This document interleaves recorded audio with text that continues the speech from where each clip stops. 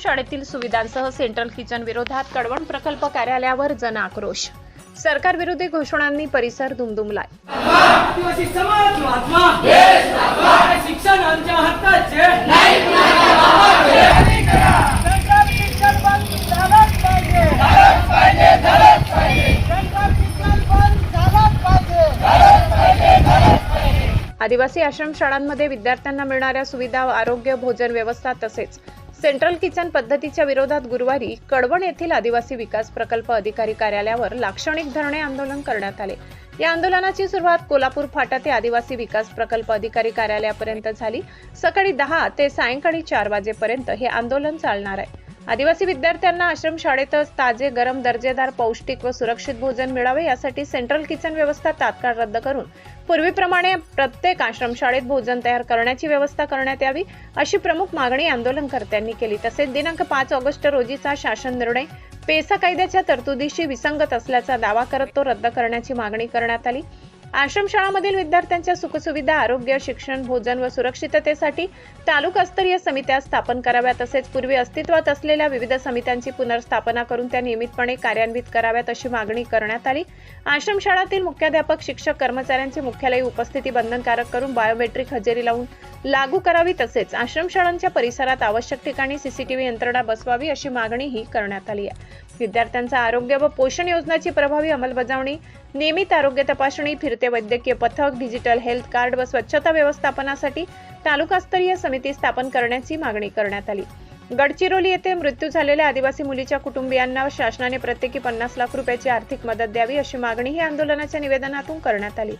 या विविध मागण्यांसाठी सरकार विरोधी घोषणांनी परिसर दुमदुमून सोडण्याचा निर्धार आंदोलनकर्त्यांनी व्यक्त केला असून मागण्यांची तातडीने दखल न घेतल्यास लोकशाही व संविधानिक मार्गाने आंदोलन अधिक तीव्र करण्याचा इशारा देण्यात आलाय।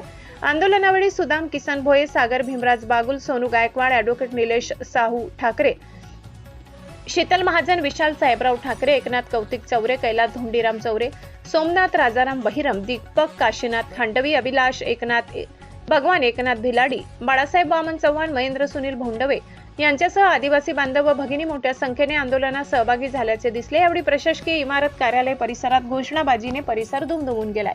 महाराष्ट्र क्रांती न्यूजसाठी प्रतिनिधी सुरेश गायकवाड, कळवण। ही भानगड काय आहे आपल्याला माहित नाही बऱ्याच लोकांना। 15 जुलै 2026 कनकापूर या ठिकाणी सेंट्रल किचन चालू झालं। 15 जुलै ते 15 ऑगस्ट 1 महिना झाला। या 1 महिन्यामध्ये आपल्या मुलांचे वजन जर 30 किलो असेल शाळेमध्ये आणि आता जाऊन वजन जर केलं तर ते 26-25 असं 100% येईल।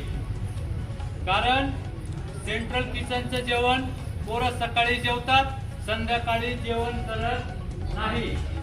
कारण त्याची जी क्वालिटी आहे ती क्वालिटी कुठल्याही प्रकारची राहत नाही।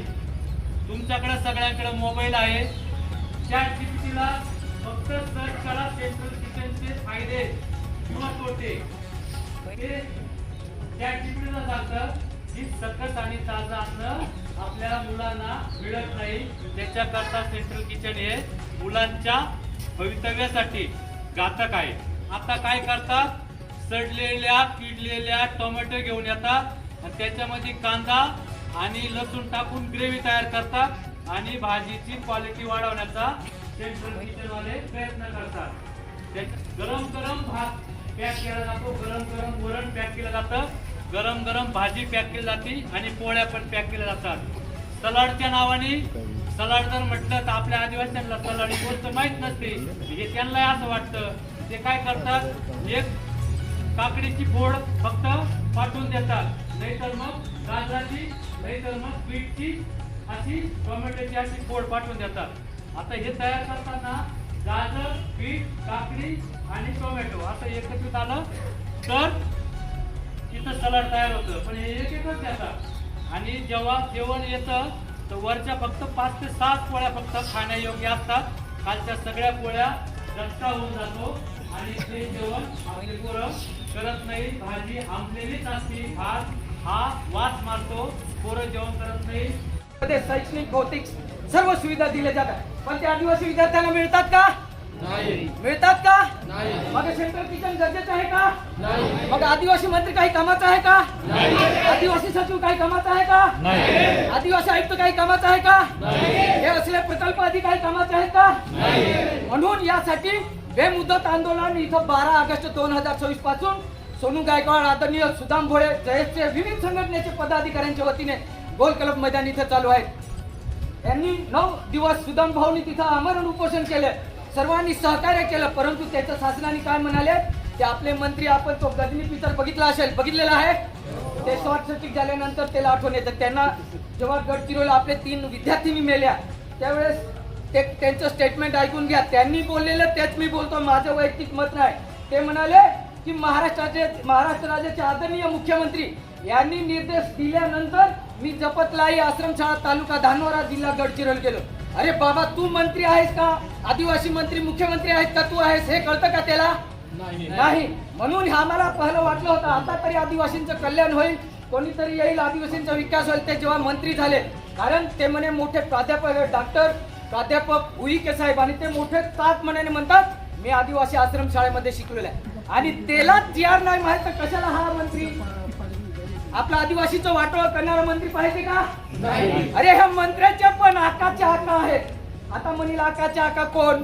तर आकाचे आका आहेत तिथले जे सचिव आहेत विजय वाघमारे. मित्रांनो, आतापर्यंत आपण जर बघितलं असेल, या देशामध्ये संविधानाने सांगितल्याप्रमाणे इथल्या प्रत्येक नागरिकाला आणि विशेषतः जे आमचा आदिवासी बांधव आहे त्या आदिवासी बांधवांच्या मुलांना शिक्षण मिळावं आणि शिक्षणाबरोबर त्यांच्या जो उपासमारीचा प्रश्न आहे तो निकाली निघावा म्हणून भारतीय संविधानाने आम्हाला मूलभूत अधिकार दिलेला आहे. जो आम्हाला कलम 39 प्रमाणे आमचा तो मूलभूत अधिकार आहे, आमचं राहण्याचं, आमचं खाण्याचं, आमचं जीवन जगण्याचा अधिकार आम्हाला दिलेला आहे. जी शेवटची घोषणा दिली त्या घोषणेचं महत्व असं आहे, ज्यावेळेस सामाजिक व्यवस्थेमधून आश्रमशाळेचा उद्धार झाला, त्या आश्रमशाळेचा उद्धार करणारा आपल्या भूमिपुत्र माननीय एटी पवार साहेब, या एटी पवार साहेबांनी जी आश्रमशाळा आपल्यासाठी चालू केली ती आश्रमशाळाच बंद करायला हे निघालेली. आपल्या मुलांचं शिक्षण व्हावं, आपला भौतिक विकास व्हावा, आपले बौद्धिक विकास व्हावा, हा एकच हेतू धरून माननीय एटी पवार साहेबांनी हा उद्देशाने या आश्रमशाळा चालू केली. पण खरं आश्रमशाळाला जळजळ लागली ते मेल्यानंतर, तेव्हापासूनच आश्रमशाळेकडे दुर्लक्ष झालेली. आता तर आश्रमशाळेला जे सेंट्रल किचन म्हणता ना, ही सेंट्रल किचन संकल्पात म्हणजे आपल्याला मरण उद्धार म्हणजे आपल्या पोरांना मारण्यासाठी सुलो पाहिजे हे प्रकार चालू केलेले. अशाच नवनवीन बातम्या पाहण्यासाठी आमच्या महाराष्ट्र क्रांती न्यूज या यूट्यूब चॅनलला लाईक करा, सबस्क्राईब करा आणि बेल आयकॉनला प्रेस करा.